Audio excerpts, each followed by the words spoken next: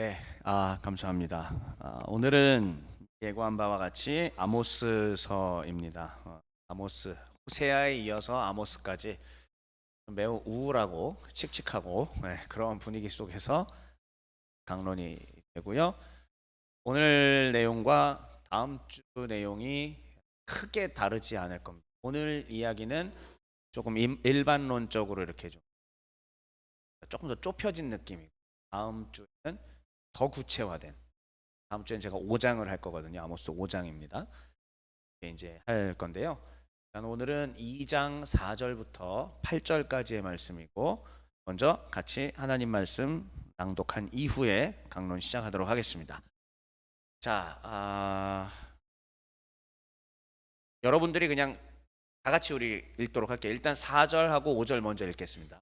시작. 여호와께서 이와 같이 말씀하시되 유다의 서너 가지 죄로 말미암아 내가 그 벌을 돌이키지 아니하리니 이는 그들이 여호와의 율법을 멸시하며 그 율례를 지키지 아니하고 그의 조상들이 따라가던 거짓 것에 미혹되었음이라. 내가 유다에 불을 보내리니 예루살렘의 궁궐들을 사르리라. 이제는 북이스라엘에 대한 얘기입니다. 6, 7, 8절 연달아 읽겠습니다. 여호와께서 이와 같이 말씀하시되 이스라엘의 서너 가지 죄로 말미암아 내가 그 벌을 돌이키지 아니하리니 이는 그들이 은을 받고 의인을 팔며 신 한 켤레를 받고 가난한 자를 팔며 힘없는 자의 머리를 티끌 먼지 속에 발로 밟고 연약한 자의 길을 굽게 하며 아버지와 아들이 한 젊은 여인에게 다녀서 내 거룩한 이름을 더럽히며 모든 제단 옆에서 전당 잡은 옷 위에 누우며 그들의 신전에서 벌금으로 얻은 포도주를 마심이니라. 아멘. 오늘의 제목은 한번 따라 같이 앞에 화면 보고 읽어보겠습니다. 시작. 네, 본문 낭독한 거를 보시면 아시겠지만 유다의 서너 가지 죄, 그 다음에 이스라엘의 서너 가지 죄, 이렇게 오늘 본문이 나눠집니다. 2장 4절 5절은 유다, 그리고 6, 7, 8절 이스라엘, 이렇게 나눠지고요. 서너 가지 죄라고 성경이 기록하고 있습니다. 지난 시간에 선포된 호세아랑 거의 같은 시대이고요. 호세아보다 조금 앞선 시대입니다. 에 대한 자세한 얘기는 이제 강론 시작하면서 쭉 말씀을 드릴 텐데, 미리 강론에 앞서서 이것을 좀 기억하면 좋을 듯해요. 호세아, 아모스, 그리고 성탄절, 다음 또 말라기가 있죠. 이제 말라기까지, 성탄절을 빼고 일단 말라기까지 이 모든 일련의 과정들이요, 답답한 내용들이에요. 그러니까는 예를 들면은 제가 성경을 가르칠 때에 로마서를 가르친다든지, 이번에 우리 신학대학원 전도사님들 가르쳤을 때 프리서를 한다든지 이러면은 은혜가 있어요. 예수님, 십자가, 이게 있어요. 그런데 여러분, 호세아, 아모스, 답답합니다. 뭐 이게 여기서 사실 어떤 은혜를 찾아야 될 것도 별로 없는 것 같고, 내용은 모르겠고, 다 단어도 어렵고 표현도 어렵고 배경도 모르겠고, 그러다 보니까는 참 어려움이 많다라는 것. 그럼에도 불구하고 제가 호세아에 이어서 아모스를 좀 상하기에 수월하도록 말씀을 해드릴 테니까 잘 따라와 주시고, 그럼에도 불구하고 하나님이 들려주시는 목소리에 귀 기울여 봅시다. 단순한 성경 공부가 아니고요, 지금 이 시간에 영적으로 우리 하나님께서 우리에게 마음의 문을 어떻게 두드리시는가, 하나님이 무엇라 말씀하시는가를 들을 수 있는 마음으로 조금 더 채비를 차리고 하나님의 말씀을 배우는 시간 되면은 참 좋겠다는 말씀을 서두에 미리 드립니다. 오늘 순서는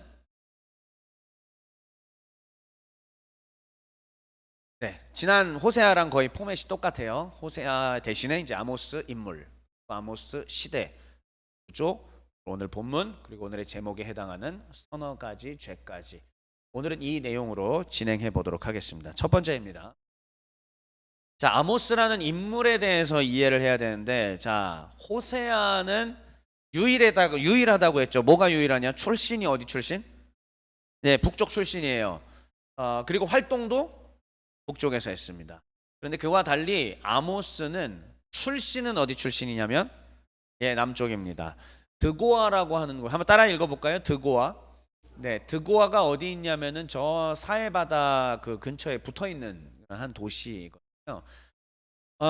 아모스는 이 남유다의 드고아라고 하는 곳에서 이러한 직업을 갖고 살았었습니다. 앞에 화면 보시다시피, 자, 무슨 직업이 뭐죠? 네, 그냥 농부가 아닙니다. 무슨 농이요?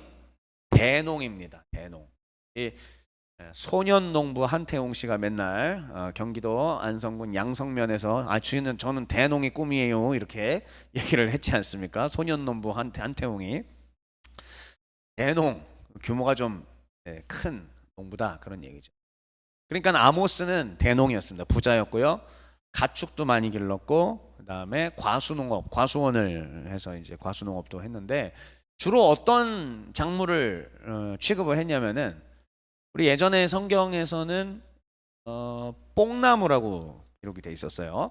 그런데 이제 정확하게는 뽕나무가 아니고 돌무화과 나무라고 보시면 됩니다. 그래서 아모스의 본래 직업은 뭐냐?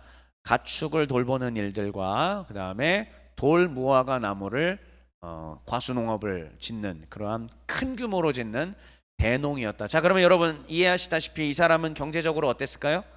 매우 부유했었습니다. 아주 뭐 아쉬울 게 없는 사람이고 그의 인생 가운데 하나님이 개입하시지만 않으면은 평안하게 만족스러운 인생을 살아가며 살 수 있었던 그러한 사람이었죠. 그런데 저기 화살표를 해놓고 직업이 바뀝니다. 뭐라고 돼 있죠?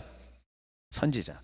그의 인생 가운데 갑자기 하나님께서 개입하셔서 네, 이렇게 콜을 딱 하는 것이죠. 그랬을 때에 모든 것들을 다 내려놓고 마치 예수님의 제자들이 배와 그물을 버려두고 갔던 것처럼 아모스도 똑같이 자신의 것들을 버려두고 선지자의 직분을 감당하고자 떠나가게 됩니다. 참고로 아모스의 특징은 무엇이냐면은 자, 한번 앞에 화면 보시고 읽어볼게요. 지난주에도 제가 살짝 언급드렸는데 함께 읽어볼게요. 시작. 최초의 문서 예언자. 전에도 말씀드렸다시피 여러분 성경에 보면은 예언자들이 많아요. 근데 초창기 시절의 예언자들이 있고 후반기 시절의 예언자들이 있습니다. 초창기 시절의 예언자 하면은 여러분들이 머릿속에 얼추 떠오르는 인물들이 있을 겁니다. 예를 들면은 다윗 왕 때의 나단 선지자라든지 뭐 이런 사람들이 있었어요. 아히야 선지자도 있었고 뭐 이런 하여튼 선지자라고 불리는 선견자라고 불리는 사람들이 있기는 있었지만은 이들은 글을 남기지 않았다는 거예요. 대표적인 유명한 선지자인 엘리야와 엘리사는 어땠을까요? 글을 남기지 않았습니다. 그들의 행적도 후대에 입에서 입으로 전승되던 것들을 모아서 이렇게 하게 된 것이지 그들이 직접 글을 남긴 거는 사실 없어요. 그런데 재밌는 건 아모스는 최초로 자기 자신이 직접 하나님의 예언의 내용과 이런 행적들에 대해서 자기가 직접 글을 남긴 사람으로 학자들이 추정하고 있다라는 것이죠. 그렇기 때문에 이 최초의 문서 이때부터는 하나님의 뜻이 또 본격적으로 글로 남고 전파되고 했다라는 것을 알 수 있고 또 한편으로는 무엇을 유추할 수 있는 것이냐? 정말 죄악이 만연하였구나. 하나님께서 이제는 글로라도 남겨서 자신의 뜻을 계시하시고 하나님께서 심판과 회복의 메시지를 주시려 하는구나라는 것도 우리는 충분히 유추할 수 있었습니다. 우리가 얼마 전에 배웠던 예레미야라는 책도 한번 기억해 볼까요? 예레미야가 주로 불러주면은 옆에 서기관 누가 있었죠? 혹시 기억하십니까? 서기관 이름이 두 글자예요. 바룩입니다. 바룩. 예, 바룩이 옆에서 어떻게 하느냐 이걸 받아 적습니다. 바룩이. 그러니까 서기관 역할을 해주는 거예요. 그렇게 해서 예레미야의 내용도 우리에게 전달이 된 거예요. 예레미야는 불러주고 바룩은 적고. 근데 이 선지자들은 본인들이 직접 글을 썼다라는 것. 호세아도 마찬가지라는 것. 네, 기억을 한번 해보시고요. 자, 그러면 이제 아모스 시대인데 지난주에 말씀드렸던 호세아 시대 기억나시나요? 국내 상황은 경제적으로 번영했었다. 그래서 도덕적으로 윤리적으로 타락할 수밖에 없는 아주 타락하기에 딱 좋은 환경이 빚어졌었다라는 얘기했고, 국외 상황은 아수르의 디글랏빌레셀이 점점점 서진하여 이제 삼국 시리아, 아람과 북왕국과 남왕국이 서로 동맹을 맺느냐 마느냐 이러한 내용들을 말씀드렸습니다. 그런데 아모스는 이때부터 약간 앞이에요. 어느 정도 앞이냐면은 그냥 한 10여 년, 20년 정도 앞에 활동했다고 보시면 됩니다. 그러면 국제 정세라고 하는 것도 10년, 20년 사이에 달라질 수 있죠. 자, 그러면은 어떻게 달랐는지 우리 한번 확인해 보시죠. 자, 국내 상황은 일단 똑같아요. 여로보암 2세 시대이고요. 북왕국의 왕입니다. 여로보암 2세 시대이고, 이때가 경제적으로 가장 번영했을 때입니다. 그리고 율법이 붕괴되었습니다. 사회, 경제, 사법, 정의가 총체적으로 붕괴되어 있었던 시절입니다.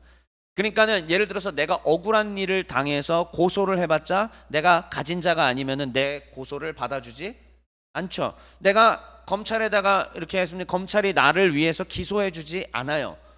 그리고 또 변호사들이 나를 보호해주지 않습니다. 내가 정말 가난하면 국선 변호사라도 나를 위해서 해야 되는데 국선 변호사들의 월급을 서서히 깎아서 국선 변호사를 아예 다 내어 쫓아버리는, 물론 성경에 이렇게 기록되어 있진 않지만 이해하기 쉽게 제가 오늘날 우리의 용어로 비유로 좀 말씀드린 것입니다. 그러니까 경제적으로 부강하고 번영했기 때문에 오히려 뒤에 제가 쭉 다 할 얘기들이지만은 인간의 욕망이 극대화되어서 사회, 경제, 사법, 정의가 다 총체적으로 시스템이 붕괴돼 버린 시대라고 봐야 된다라는 이야기입니다. 그리고 자연스럽게 그 결과는 또 우상 숭배로까지 이어지게 되죠. 근데 반면에 국외 상황은 좀 달랐습니다. 오히려 그러니까 아모스 시대가 호세아보다는 조금 더 악할 수 있었던 이유가 뭐냐? 해외에서 압박하는 나라가 별로 없었어요. 여러분, 그러니까 우리나라 한번 보십시오. 우리나라 반만년의 역사라고 늘 얘기를 하면서 항상 주변의 열강들이 우리를 괴롭히고 외침했다고 얘기했죠. 외적들이 침입해왔다, 외침했다라고 얘기하고 있습니다. 불과 수십 년 전까지만 하더라도 우리는 한국 전쟁도 있었고요. 또 그 이전에는 일본이 침략해와서 우리의 주권을 빼앗기게 됐던 적도 있었습니다. 그런데 재밌는 건 그때로부터 지금까지 이제 약 70년 정도, 80년, 90년 정도의 시간이 흘러가면서 대한민국은 반만년 역사 중에서 가장 부강하고 강력한 시대를 살아가게 되었습니다. 자, 그러면 우리의 현재의 도덕적, 윤리적, 사법적, 사회적, 경제적 모습은 어떤가요?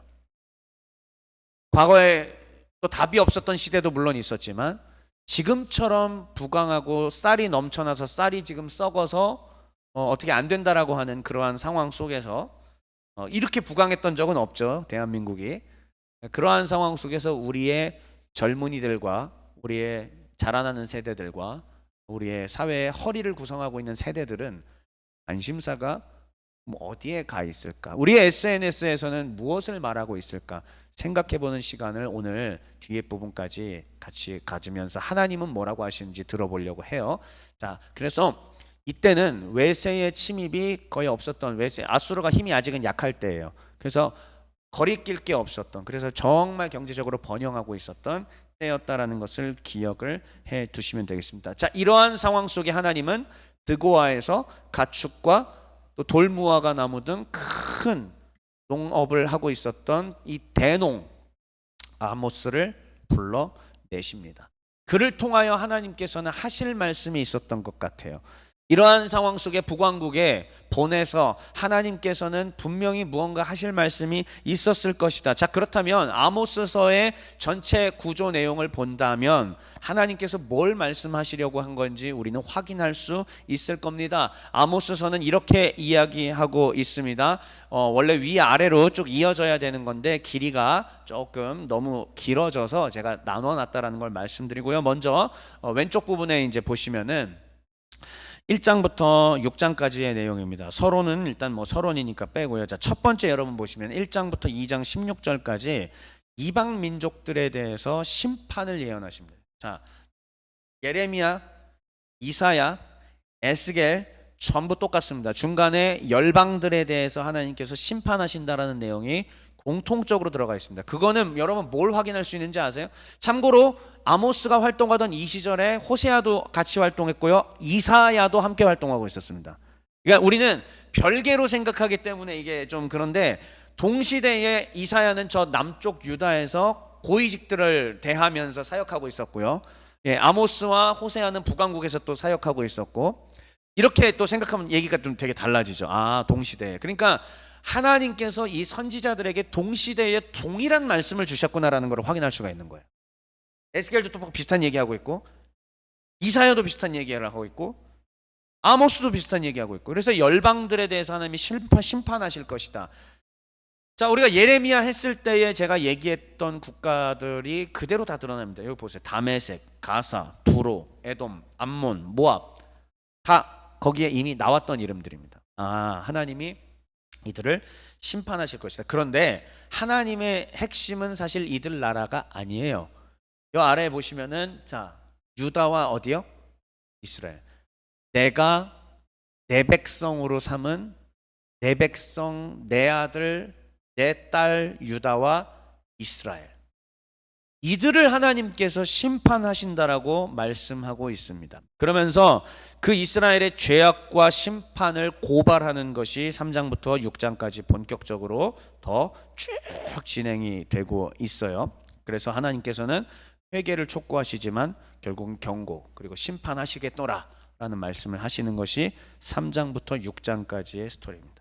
자, 그리고 나서 이제 오른쪽으로 여러분 넘어가셔서 7장부터 9장을 보면은 되게 유명한, 우리가 어렵지만 유명한 내용들이 있어요. 5가지의 환상 장면이 나옵니다. 메뚜기의 환상, 불의 환상, 그리고 어디선가 한 번쯤은 다 들어보셨던 다림줄 환상, 그리고 여름과일 환상, 성전 무너지는 환상, 이 5가지의 환상을 보여주시면서 하나님께서는 이렇게 바로 유다와 이스라엘이 하나님 앞에 범죄하여 심판받게 될 것이다라는 것을 그에게 보여주신 것이죠. 여러분 한번 생각해 보세요. 아모스 인생이 잘 농사 짓고 풍요롭게 살고 있다가 갑자기 하나님의 이게 보이기 시작하는 거예요. 하나의 음성이 들리는 거죠. 그리고 그걸 다 내려놓고 하나님의 말씀을 대언하러 이러한 끔찍한 스토리들을 사람들에게 선포하러 가야 된다고 했을 때 그의 마음이 어땠을까요? 어쨌든 다행인 것은 맨 마지막에 회복과 소망의 메시지가 있습니다. 하나님께서 그럼에도 불구하고 여전히 하나님께 돌아오기만 한다면 회복하시겠노라. 예언서는 아주 동일한 패턴의 말씀을 계속 우리에게 들려주고 있습니다. 자, 그러면 이제 본문을 살펴볼 건데요. 오늘 2장 4절부터 8절을 볼 텐데 오늘 말씀을 통해서 이들이 어느 정도까지 타락해 있는지를 한번 확인하시죠. 여로보암 2세 시대, 그리고 외국 열강들이 별로 없어서 거리낄 게 없었던 시대, 이렇게 잘 나가고 있었던 시대에, 거칠 것 없는 시대에 인간들은 어디까지 타락할 수 있는가? 하나님께서 모세를 통해 율법을 주시고 그 법을 통해 옳고 그런 거를 가르쳐 주신 민족, 열방 가운데 하나님의 빛을 비춰야 되는 사명을 가졌던 민족 이스라엘, 유다, 이들이 경제적 번영 속에서 어디까지 무너지는지 한번 말씀을 통해서 같이 확인해 보도록 하겠습니다. 조금 전에 우리가 읽었던 말씀인데요, 4절과 5절 말씀을 같이 읽을 때 일단 4절 말씀만 한번 읽어보겠습니다. 시작.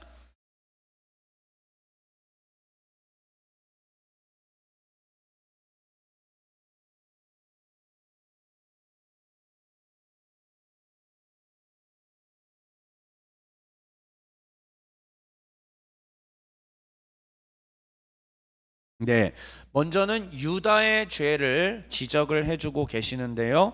그 내용을 한번 보면 죄 1, 죄 2로 제가 좀 나눠놨습니다. 보시면 여호와의 율법을 뭐 하고 있다? 멸시하고 있다. 우리 아까 기도자께서 호세아 지난주 얘기하시면서 결국은 모든 원인은 하나님을 사랑하지 않아서였다라는 내용을 잘 정리해 주셨죠. 하나님을 사랑하지 않는 결과가 바로 여호와의 가르침, 경고, 교훈을 멸시하는 것이죠. 사랑하면 서로가 하는 얘기를 듣는 것이고요. 사랑하지 않으면 듣지 않고 내가 원하는 대로만 하게 됩니다. 내가 진정으로 누군가를 사랑하고 있다면 내가 상대의 이야기를 듣고 반영하는 모습을 보이게 될 것이고, 내가 누군가를 사랑하지 않는다면 쳐내게 되겠죠. 유다는 하나님을 사랑하지 않았던 것 같습니다. 북왕국도 하나님을 사랑하지 않은 것 같습니다. 왜요? 여호와의 율법을 멸시하였다라고까지 표현을 하고 있습니다. 그리고 또한 두 번째 죄악은 거짓 것에 미혹이 되었다.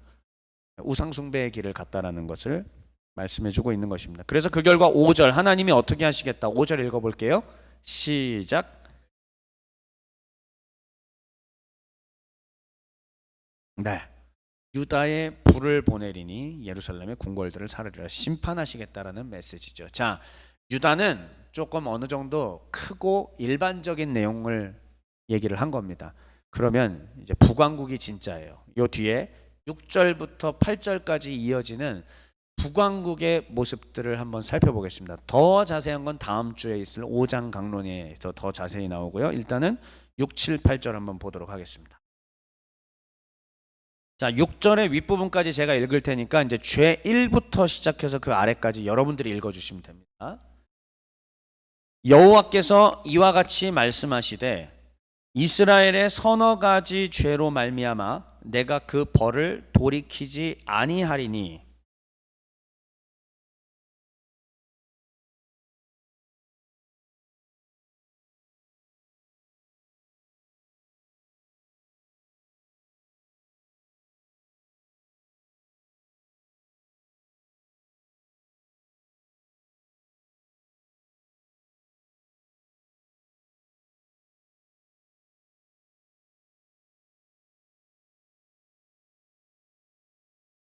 하나하나 천천히 한번 다시 한번 생각해 볼까요? 자, 죄 1과 죄 2를 한번 볼게요. 그들이 은을 받고 의인을 팔았다. 은이 뭐죠? 돈이죠, 돈. 돈입니다. 그 다음에 신 한 켤레를 받고 가난한 자를 팔았다. 신 한 켤레는 뭐죠? 뇌물이나 아니면 어쨌든 재화에 해당하는 것이죠. 가치로운 어떤 물건입니다. 그런데 하나님께서 본래 이스라엘에게 주셨던 법에 따르자면은 이거 하면 돼야 안 돼요? 안 되는 거예요. 그러니까 사랑하는 성도 여러분들, 우리가 일생 동안 신앙생활 하는 데 있어서 제가 왜 구약의 법 내용들을 잘 알아야 된다라고 말씀드린지 이해하시겠어요? 법을 모르면 내가 성경을 읽어도 신약을 읽어도 뭐가 옳은 건지 그른 건지 확인을 할 길이 없습니다. 여호와의 법이 무엇인지 알아야만, 여호와의 법이 어떤 건지 이해해야만 그래야 이게 옳은 건지 그른 건지 확인할 수 있어요. 은을 받고 의인을 팔았다, 신 한 켤레를 받고 가난한 자를 팔았다. 이 내용 자체만으로도 벌써 나쁜 것으로 보이지만 여호와의 율법은 더 자세히 이것들을 분명하게 이러한 못된 짓들을 금지하고 있다는 사실을 기억하시길 바랍니다. 자, 계속 이어갈게요. 7절의 내용인데 힘없는 자의 머리를 티끌먼지 속에 발로 밟고, 이거 그림을 한번 그려보세요. 머릿속에 힘없는 자의 머리를 티끌먼지 속에 발로 밟았다. 그럼 이 사람 머리는 지금 어디에 있는 거예요? 이 사람 머리가 바닥에 있는 거죠. 바닥에 먼지가 있는 데에 먼지가 날리는 상태에서 발로 밟고 있는 거, 이게 무슨 지금 그림이 그려지시죠? 이게 하나님 나라입니까? 이게 하나님의 뜻이 반영된 율법의 아름다운 나라일까요, 이게? 자, 그렇다면 누가 발로 밟을까요? 힘이 있는 사람이 발로 밟겠죠. 힘이 있는 사람은 어떤 사람일까요? 돈을 가진 사람일 겁니다. 많이 가진 사람이 당연히 권력과 힘을 갖게 되는 구조이겠죠. 높은 사람이 된다라는 것은 곧 그에게 재물이 몰리게 된다라는 의미이기도 하고, 즉 지위가 높다라는 것과 재물이 몰린다는 것은 같은 개념으로 이해될 겁니다. 힘과 권력을 가진 사람이 힘없는 사람의 머리를 발로 밟고 거기선 흙먼지가 날리고 있고, 이 사람은 그 수치스러움 가운데 흙먼지가 그의 눈과 귀와 코와 입으로 들어가고 있는 상황. 또 하나 있습니다. 연약한 자의 길을 굽게 했다. 굽게 했다라는 것은 뭐죠? 구부러뜨렸다는 뜻이에요. 이 사람은 일로 가야 되는데 이 연약한 사람에게 길을 굽어버렸다. 그러면 어느 쪽으로 가게 되어 있습니까? 잘못된 길로 가겠죠. 그 힘과 권력을 가지고 이 약한 사람을 어떻게 한다? 마음껏 조종하고 유린하고 이렇게 한다라는 얘기죠. 그 다음에 죄 5는 일단 좀 마지막으로 건너뛰고 죄 6, 7을 한번 볼게요. 모든 제단 옆에서 전당 잡은 옷 위에 누우며 그들의 신전에서 벌금으로 얻은 포도주를 마심이니라. 빈부격차가 이미 엄청나게 생겼다라는 뜻입니다. 하나님께서 원하시는 나라는 빈부격차가 이렇게 심한 나라가 아니에요. 하나님께서 원하시는 나라는 정말 가난한 사람이 최소한의 보장을 받을 수 있게 가진 자가 돕고 가진 자가 자신의 것을 내어서 그들을 책임져 주는 이런 시스템이 하나님 나라의 시스템입니다. 그런데 지금 여긴 어디냐? 북왕국이에요. 그리고 힘을 가진 사람이 뭘 하고 있느냐? 돈을 가진 사람이 뭘 하고 있느냐? 제단 옆에서 전당 잡은 옷 위에 누워 있다. 근데 재밌는 거는 제단 옆에서라는 얘기예요. 제단은 무엇입니까? 제물을 하나님 앞에 불태워서 우리의 죄를 사해달라고 제사 드리는 곳인데 지금 거기서 뭘 하고 있느냐? 하나님께 예배 드리는 그 장소에서. 자, 그러면 적어도 제단 옆에서 다른 사람의 옷을 전당받은 거를 여기다 깔아놓고 이러고 있을 만한 직업이 누굴까요? 제단 옆에 있는 사람 누굴까요? 예. 이게 말이 돼요, 이게 지금? 제단 옆에서 이 할 만한 사람은 제사장이라고요. 근데 제사장이 이러고 있다니까 이게 말이 됩니까? 하나님의 법에 따르면 출애굽기와 신명기에 나와 있는 하나님의 법에 따르면은 이렇게 하지 말라고 하셨단 말이에요. 전당 잡았다 할지라도 이 사람한테는 이게 전 재산이고 지금 그리고 여러분 생각해 보세요. 뭐 때문에 전당 잡혔을까요? 아니 전당 잡혀서 엄청난 1억 천금을 받아가지고 내가 투자해서 뭐 하려고 이 사람들이 그렇게 했을까요?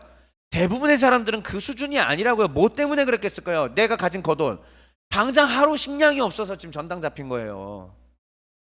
당장 하루 식량 때문에. 그런데 그러니까 돈이 몰려있고 식량이 몰려있는 성전으로 간 것이죠. 그리고 그 제단 옆에 제사장들은 많은 왜 11조도 들어오고 뭣도 하니까 많은 것들이 들어오니까 그걸 가지고 엄청난 부를 누리고 있었던 부와 명예와 권력을 누리고 있었던 상황이에요. 그런데 여기 와서 옷을 전당 잡힌 상태에서 일단 뭐 식량을 내줬던지 뭘 내줬던지 했을 거란 말이죠. 정확히 뭐였는지는 몰랐겠지만 이들의 가난한 삶을 생각하면 뻔해요. 그 정도 수준밖에 안 됐을 거라고요. 그런데 그렇게 해놓고 해가 지면 추워서 정말 어떻게 될지도 모르고 건강이 상할 수도 있고 괴로움 가운데 있을 수 있는데 그 전당 잡힌 옷을 하나님의 법은 해지기 전에 내어주라고 했는데 안 내어주잖아 지금. 전당 잡은 옷을 하나하나 1단, 2단, 3단, 4단에서 깔아놨어요. 침대를 만들었을 거예요 아마. 그리고 그 침대 위에 올라가서 팔베개를 딱 이렇게 하고 누워있는 이 모습 상상해 보시라고요 지금. 이게 이런 그림이에요. 그리고 신전에서 벌금으로 얻은 포도주를 마시고 있더라. 누가 봐도 이거 제사장과 관련된 얘기 아닐까요? 하나님의 백성들을 대신해서 하나님께로 데리고 가는 중보의 역할을 감당하는 게 제사장이잖아요. 제사장이 자기가 잘나서도 아니지 않습니까? 제사장의 자녀로 태어나서 그냥 제사장으로 세습되는 거고 레위인의 자녀로 태어나서 레위인으로 세습돼서 자기의 의지와는 자기의 능력과 상관없이 하나님의 선택으로 그냥 그렇게 된 것뿐인데 그러다 보니까 어느 순간부터 이들에게는 하나님에 대해서는 안중에도 없어진 거예요. 그냥 지금 당장 곳간에 쌓여있는 가만히 있어도 사람들이 11조 갖다 주고 가만히 있어도 사람들이 뭐 갖다 주고 술 갖다 주고 먹을 거 갖다 주고 옷 갖다 주고 이러니까 그거 가지고 거기서 푹 풍요로움을 누리면서, 그리고 없어서 사정하러 오는 그 사람들을 비웃으면서 그렇게 살아갔던 삶입니다. 엘리 제사장의 두 아들만 보더라도, 이때부터는 한참 전이긴 하지만 이미 그때부터 그런 그림이, 그런 모습이 예견돼 있던 것은 아닐까 생각해 보게 됩니다. 그리고 나서 7절까지 아버지와 아들이 한 젊은 여인에게 다녀서 내 거룩한 이름을 더럽히며, 아버지와 아들이 한 여인에게, 몸을 파는 여인에게 가서 그렇게 하고 있다라는 뜻이에요. 어디까지 무너진 거죠 대체? 다시 얘기할게요. 하나님은 모세에게 율법을 주셨고, 이 율법을 가지고 가나안 땅에 들어가서 하나님의 뜻이 이루어지는 사회를 만들어라. 여호와의 율법이 실현되는 정의로운 사회를 만들라. 자, 그리고요, 이제 신약 시대로 와서요, 우리는요, 예수 그리스도께서 성취하신 새 율법, 아니 모세에게 주셨던 율법보다 더 아름답게, 더 완전한 율법으로 예수께서 성취하셨는데, 그걸 가지고 사랑의 법으로 실천하며 살라. 이게 크리스천에게 주신 법인데, 구약시대 북왕국의 백성들이나 오늘날 하나님 나라, 예수가 완성하신 하나님 나라를 살아가는 우리 신약 성도들이나 동일하게 지금 뭐하고 있냐? 성적으로 타락해 있죠. 가진 자들은 더 가지려 하고 있죠. 행동으로만 하지 않지 우리의 힘과 권력과 능력으로 교인이라고 하는 사람이 마치 먼지가 있는 곳에서 사람들의 머리를 발로 짓밟는 것 같은 말과 행동들을 하고 있지는 않는가. 우리의 사회가 전반적으로 그렇게 살벌해지고 완악해져 가고 있는데, 우리는 도대체 사회 속에서 빛의 역할을 어떻게 감당하고 있는 것인가? 하나님께서 오늘 우리에게 이것을 물으신다면 우리는 무엇라 답변해야 할까요? 마지막 이야기입니다. 서너 가지 죄라고 얘기했습니다. 근데 여러분 보셔서 아시겠지만 서너 가지 죄가 아닙니다. 훨씬 더 많은 죄악이 있습니다. 그런데 저는 개인적으로는 이 서너 가지 죄라고는 말을 했지만 사실은 한 가지 죄라고 생각합니다. 결론부터 얘기할까요? 우리 기도자께서 얘기하셨던 하나님을 사랑하지 않아서입니다. 교회의 역할이 뭔가 고민을 많이 해보게 됩니다. 아무래도 목사다 보니까요. 교회는요, 하나님을 사랑하는 사람들이 모이는 것이 이론적으로는 맞는 것이지만, 또 더 나아가서 교회는 하나님을 사랑하지 않는 사람들을 하나님을 사랑할 수 있도록 하나님의 좋은 점과 하나님이 얼마나 아름답고 사랑스러운 분인지, 우리에게 어떤 걸 주셨는지 소개하고 알려주고 설득하고 그것을 맛보게 해줄 수 있는, 그것이 교회의 기능이 아닐까 생각하게 됩니다. 그러나 이제 저 같은 목회자들이 부족하기 때문에 하나님의 사랑을 제대로 못 느끼게 해줘서 많은 사람들이 지금도 방황하고 하나님으로부터 그 공급받고 채움받지 못해서 공허함 가운데 살아가는 것은 아닌가 반성을 해보게 됩니다. 자, 어쨌든 다시 이제 이 내용을 마지막으로 정리하자면, 이스라엘 백성들의 이 서너 가지 죄, 남유다와 북왕국의 이 서너 가지의 죄, 죄악의 양상은 결국은 제가 하나로 맞춰지더라고요. 욕망의 실현이었습니다. 결국은 더 갖고 싶고, 더 높아지고 싶고, 더 누리고, 그리고 더 짓밟고 싶다라는 것이 사람의 내면에 있는 욕망인 것입니다. 저는 아닌데요. 그래도 인간은 제법 괜찮고 순전하고 착한 사람이 많은데요. 예, 그렇죠. 자, 그런데 이렇게 얘기해 보겠습니다. 만약에 우리도 재화와 환경, 우리에게 주어져 있는 것, 재화가 한계가 있는 곳에서 다 고만고만하게 살아간다라면은 우리도 평등하고 아름답게 잘 살아갈 거예요. 그런데요, 여러분 잘 생각해 보세요. SNS를 보면서도 우리의 마음들을 들여다 보십시오. 누구는 내 한 달 월급에 10,000배를 벌고 있다고 칩시다. 누구는 내 한 달 월급에 1,000배를 벌고 있는데 나는 지금 너무나 초라해 보이고, 똑같은 자켓과 코트를 걸쳤는데 누구는 1,000만 원짜리를 입고 있고 누구는 5만 원짜리를 입고 있는 거예요. 나는 진짜 아무렇지 않아요? 정말 아무렇지 않습니까? 정말 괜찮습니까? 그런데 우리가 만약에 아마존에서 다 같이 지금 우리가 한 마을 공동체로 살고 있다. 우리는 지금 뭘 입고 있을까요? 똑같이? 바나나 잎사귀로 해서 옷을 만들어 입었을 것이고 대부분은 헐벗고 있었을 것입니다.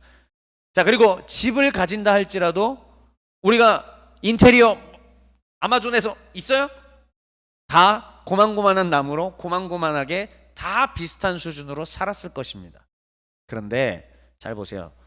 지금 저 이스라엘 어느 왕, 북왕국 누구 시대라고요? 여로보암 2세. 경제적으로 굉장히 부유한 시대. 경제적으로 부유하다는 것은 돈이 벌린다라는 거고, 돈이 벌린 거는 균등해질 수는 없습니다. 누군가에게 엄청나게 많이 가고 누군가는 빼앗기게 되는, 그게 인간의 죄성이니까요. 그렇게 돼서 가진 사람들은 이만큼 더 갖게 되고 못 가진 사람들은 정말 이거 하니까는 부러움과 시샘과, 그러니까 이때부터 인간의 욕망이 뒤대인다. 성경의 예전 표현으로는 피에 뒤대인다라는 표현을 쓰거든요. 그러니까 인간의 욕망이 한 겹 두 겹 쌓이고 거기서 믹스되는 이런 뒤대임 현상들이 일어나게 되는 것입니다. 사회 전반적으로 부가 가져다 주는 맛을 이미 보았기 때문에 하나님의 율법보다는 부가 주는 아름다움과 쾌락과 즐거움을 인간들은 따라가게 되는 것입니다. 그러니까 하나님의 율법을 무시하는 걸 마다하지 않아요. 하나님 사랑하기를 포기해 버립니다. 지금 내가 나에게 유익하고 내가 만족스러운 것을 위하여 당장 하나님도 버릴 수가 있는 그러한 지경까지 갔다는 것이죠. 그 단적인 예가 오늘 살펴본 것처럼 성전에서 백성들을 대변해야 되는 그 직분을 맡은 사람들이 돈의 노예가 되고 인권을 유린하고 성적으로 타락한 모습들을 보여주었다는 겁니다. 그러면 오늘날 지금 현재 우리는 벌써 10여 년의 시간 동안에 미디어 매체들을 통해서 목회자들의 성적 비위와 목회자들의 돈, 재정, 유용과 횡령과 이런 것들을 많이 보게 되었습니다. 자, 아모스 시대와 지금 한국 사회를 비교해 보십시오. 아모스 시대의 하나님 나라와 지금 한국의 하나님 나라를 비교해 보십시오. 다른 게 없어요. 부흥하는 시대가 있고 침몰하는 시대가 있습니다. 그런데 지금 우리는 냉철하게 우리 스스로를 메타인지를 해야 되는 시기예요. 우리의 시대는 하나님께서 역사 안 하신다는 게 아니고요. 당장에 막 사람들이 막 주님 믿겠습니다 몰려들면 땡큐 고맙죠. 근데 그게 아니고요. 한국 개신교 사회 전체에 만연해 있는 지금 이것들을 하나하나 정화시켜 나가야 되는 시대를 살아가고 있다는 것이 우리 시대의 숙제입니다. 아모스 시대에 그게 바로 현재 대한민국의 시대라고 봐도 되는 거죠. 그러니까 여기 앞에 이제 2번 보세요. 사회가 자본주의적인 병폐가 이제는 지나쳐졌습니다. 자본주의를 지금 부정하는 게 아니에요. 자본주의 경제 시스템을 부정하지 않습니다. 그러나 자본주의의 경제 시스템으로 인한 병폐인 거죠. 그 병폐가 인간의 내면의 죄성의 욕망들을 뒤대이게 만들기 시작을 한 겁니다. 아무려면, 자, 우리 얼마 전에 인테리어를 했는데 제가 그런 얘기를, 예전에 제가 이스라엘, 이집트 여행을 갔을 때 그런 얘기를 들었거든요. 기차를 타고 쭉 가니까 제가 이제 그 룩소르 역에서 이제 기차를 타고 저기 기자역까지, 그 피라미드 있는 기자역까지 이제 밤기차로 쭉 갔어요. 근데 이제 기차역 밖으로 보였는데 그렇게 다 지저분해. 건물들은 벽돌 그냥 그게 다 보여요. 벽돌 다 깨져 있고 뭐 이렇게 보여요. 너무 허름해. 근데 그때 가이드 해주셨던 분께서 우리에게 뭐라고 얘기하시느냐, 여러분 지금 저거 보시고 속으로 무시하고 계시죠? 저 집 들어가면은 뭘로 돼 있는지 아십니까? 인테리어가 황금으로 돼 있습니다. 진짜 황금입니다. 초대받아서 갔었대요. 자, 그럼 한번 생각을 해볼게요. 만약에 저희가 인테리어를 했는데 이집트에서 황금으로 된 인테리어를 한번 보고 왔어요. 그럼 내가 이걸로 하려고 하는 것과 지금 황금으로 한 걸 보고 솔직히 격차를 느끼고 짓눌리고 이러지 않을까요? 그렇게 되겠죠. 근데 그런 것들이 서서히 우리의 마음속에 뒤대임으로 병폐로 이어지게 되더라라는 겁니다. 그러면 나는 더 가지고 싶으니까는 누군가의 머리를 바닥에 짓밟아서 할 수도 있게 되는 것이죠. 그런데 내가 교회에서 직분을 맡은 사람일 수도 있습니다. 그러다 할지라도 나의 승진을 위해 승진해야지 월급이 오르고 그래야 내가 더 좋은 걸 갖게 되고 이런 것들이 계속 연달아 되다 보면은요, 이 자본주의 병폐 속에서 하나님의 나라의 정의를 완전 잃어버리고 사는 거예요. 그러니까 사회 정의 자체도 사회 속에서 붕괴되는 거예요. 왜? 구성원들 자체가 다 그렇게 돼버리니까. 크리스천이라고 하는 인구가 1,000만 명이나 전 인구의 20%가 기독교인이라 할지라도 그 기독교인들이 하나님 나라의 원리와 하나님 나라의 규칙과 정신을 전혀 이해하고 있지 못하기 때문에 이 사회는 붕괴될 수밖에 없는 거예요. 자, 사회가 이렇게 되었다. 두 번째, 개인이라고 되어 있지 않습니까? 지금 나는 아무것도 없으니까 지금 우리는 다 고만고만하니까 그렇다 치는데요, 아니요. 우리 교회 내에서도 누군가가 갑자기 잭팟이 터져서 엄청난 부를 갖게 됐습니다. 그 사람이나 나나 나이 차이가 별로 나지 않아요. 거기서 정말 자유할 수 있을까? 거기서 정말 괜찮을 수 있을까? 그리고 그 가진 사람은, 잭팟이 터진 성도는 정말 그 겸손함과 서로 나누고 베푸는 것들을 유지할 수 있을까? 더 아끼고 더 모아서 재투자해야지. 재투자해서 더 잘 됐어요. 그러면 또 아껴서 해야지. 어느 순간부터 주변에 대한 관심은 잃어가게 되고 그저 나의 성공과 승리 이런 것들에만 집중하게 되는 것들이 지난 수십 년 동안 한국의 경제 성장 속에서 한국의 수많은 성도들이 그렇게 변질돼 온 것들 현실적으로 솔직히 있었습니다. 그게 바로 우리 시대라는 것이고요. 자, 마지막 세 번째, 궁극적인 원인은 무엇이냐면은 바로 율법의 멸시. 아까 근데 답은 유다에서 찾을 수 있는 거예요. 유다의 서너 가지 죄악이 뭐였죠? 여호와의 율법을 멸시하였다. 율례를 따르지 아니하였다. 결국은 하나님을 사랑하지 않는 거예요. 하나님의 안중에 없어져. 아니, 사랑했었겠죠. 그러나 서서히 변질되는 겁니다. 이렇게. 이스라엘도요, 하나님 사랑했었죠.